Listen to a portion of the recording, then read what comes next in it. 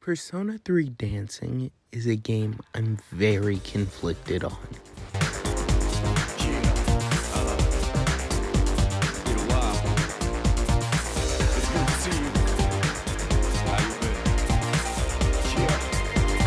I'm not gonna waste your time. You know what Persona 3 is, and if you don't, why are you here? But let's start off with things I do enjoy about the game, which isn't a lot, but let's just go ahead. First of all, I do want to say I really like the customization in this game. You can do a lot with the characters of Persona 3 that you just wouldn't see in the regular game. You can even do things like change their eye colors, which you don't really see in the game, but it's cool that it's there.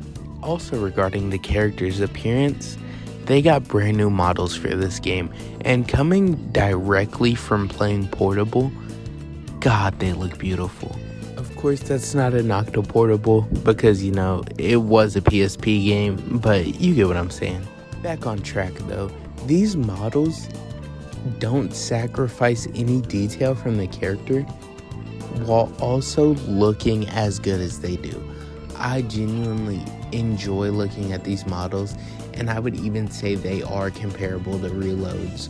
Another thing about this game is getting to spend way more time with the Persona 3 cast. And just to be clear, you do get enough detail from the original game to enjoy these characters, and if you didn't like a character in base Persona 3, you're not gonna like them anymore in this game. However, if you did enjoy C's in Persona 3, you're gonna get so many character moments that you don't really get to see in the original game. You get to see characters who don't interact in any really impactful way get to interact as friends, if that makes sense. One of my favorite examples of this is Aigis and Yukari.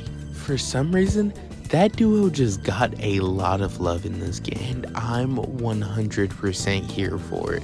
Speaking of these little character moments, you get some characterization for the protagonist, which I also really liked. My favorite example of this is at the end of Burn My Dread, where he turns to C's and goes, "You're all precious to me." And knowing what happens at the end of Persona 3, that just brought a tear to my eye, man. And one last thing, the music is really good most of the time. This is where we're gonna get into our con section, and unfortunately I have a lot more to say here. First off, let's just get the biggest thing out of here.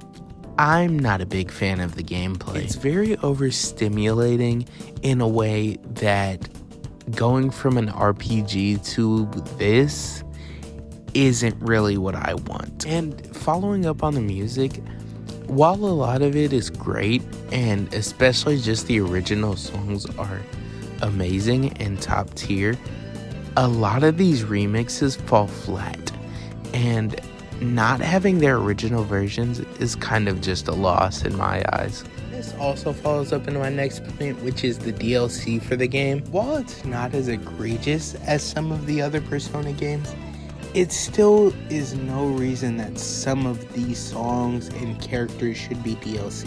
Because yes, they did lock technically 2 characters behind DLC. I say technically because Akechi works for both Persona 3 Dancing and Persona 5 Dancing. But Shinjiro? I get that this takes place post his death, but I feel like he should have been in there for free. But okay, that's only $10 for 2 characters.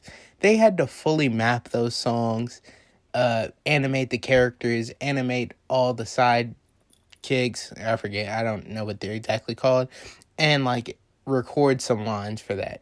So that makes sense to be DLC. Why is Memories of You $2? And yes, I am complaining about a $2 DLC. While technically we do have the remix in the game, the original should have just been in there from the start. But you're probably thinking, but they had to animate the characters and map the song. There is no animation in this song. And yes, they did map the song. This is brand new mapping, I'm pretty sure.